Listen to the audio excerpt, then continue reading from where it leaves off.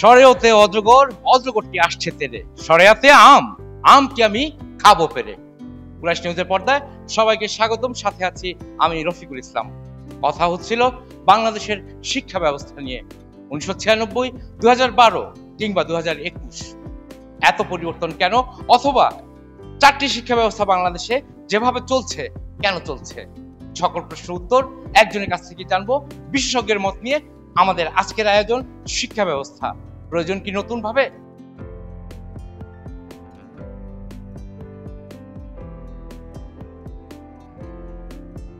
বাংলাদেশের বর্তমান শিক্ষা ব্যবস্থাটা আসলে আমরা দেখি যে চার ধারার শিক্ষা চলছে এখানে। একটা হচ্ছে মাদ্রাসা, মাদ্রাসার মধ্যে আলিয়া আছে এবং কওমি আছে।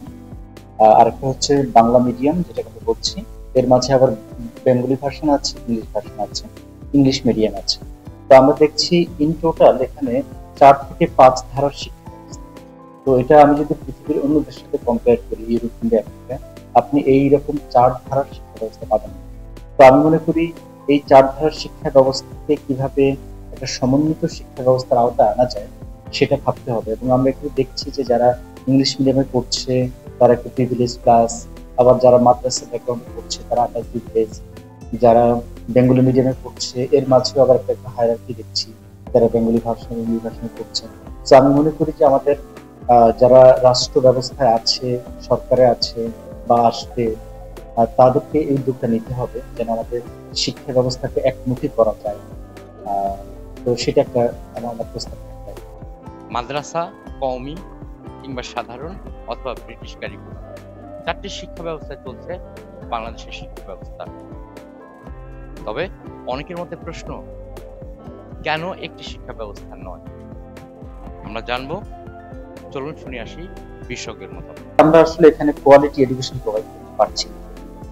তার কারণ হচ্ছে আমরা যদি এমনকি পার্শ্ববর্তী দেশের সাথে কম্পেয়ার করি, মানে ইন্ডিয়ার যে ভালো প্রতিষ্ঠানগুলো যেমন আইআইটি যেগুলো আছে, তারা যে ধরনের কোয়ালিটি এডুকেশন প্রোভাইড করতে পারে আমরা ওইটুকু করতে পারছি। সো আমাদের এখানে যেটা দেখা যাচ্ছে যে ধরা যাক আমরা এখন ঢাকা বিশ্ববিদ্যালয়ে বসে কথা বলছি, এখানে একসময় বাংলাদেশের যারা আপনার upper class, upper lower class ছিল, যারা শাসক গোষ্ঠী ছিল, তারা তাদের সন্তান সন্ততি, কিন্তু ক্রমশ আমরা দেখছি গত 2-3 দশক ধরে, বিশেষ করে আপনার গ্লোবালাইজেশনের পর কিংবা নিউ লিবারাল ইকোনমিক ডেভেলপমেন্টের পর, যোগাযোগ ব্যবস্থা উন্নত পর আমরা দেখছি তাদের সন্তান সন্ততি দেশের বাইরে চলে যাচ্ছে, একটা বড় অংশই, কিংবা কেউ কেউ হয়তো প্রাইভেট ইউনিভার্সিটি করছে।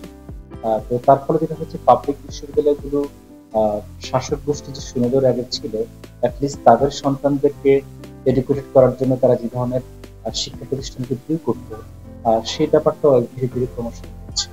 যে দেখা যাচ্ছে যারই সুযোগ থাকছে, আমি যেটা বলছিলাম যে আপার ক্লাস বা আপার মিডল ক্লাস, তারা দেশের বাইরে থেকে, ইউরোপ থেকে কিংবা কোরিয়া, চায়না, জাপান, নানান জায়গা থেকে তারা ডিগ্রি নিচ্ছে। তার ফলে আমরা যে ব্যাপারটা দেখছি যে আপনার বাংলাদেশে উচ্চ শিক্ষা কিংবা আমি বলবো বিশ্ববিদ্যালয়ের প্রতি যে পরিমাণ সুদৃষ্টি বা পৃষ্ঠপোষকতা বা বরাদ্দ থাকা দরকার ছিল গভর্নমেন্টের, সেই পরিমাণ নেই। 104 বছরের ইতিহাস ঢাকা বিশ্ববিদ্যালয়ের, তবে তার অবস্থান এখন কোথায়? যেখানে একটা সময় বলা হতো প্রাচ্যের অক্সফোর্ড, হারিয়ে যাচ্ছে কি সেই কথিত প্রথা, কথিত বাক্য? আসুন তারতম্য করি। কোয়াকপারেল সাইমন্সের একটি ওয়ার্ল্ড র্যাঙ্কিং এ 1000 বিশ্ববিদ্যালয় থেকে ঢাকা বিশ্ববিদ্যালয়ের র্যাঙ্কিং আসে 801। অথচ অক্সফোর্ড 1300 মহাবিশ্ববিদ্যালয়ের মধ্যে নাম্বার 2। অক্সফোর্ডে রয়েছে নিজস্ব প্রায় 14,000 গবেষক, প্রতিনিয়ত যাদের গবেষণাপত্র বের হচ্ছে বড় বড় গণমাধ্যমে।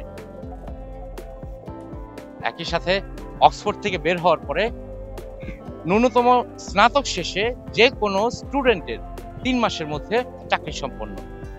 অথচ ঢাকা বিশ্ববিদ্যালয় কেন আমরা পিছিয়ে পড়ছি?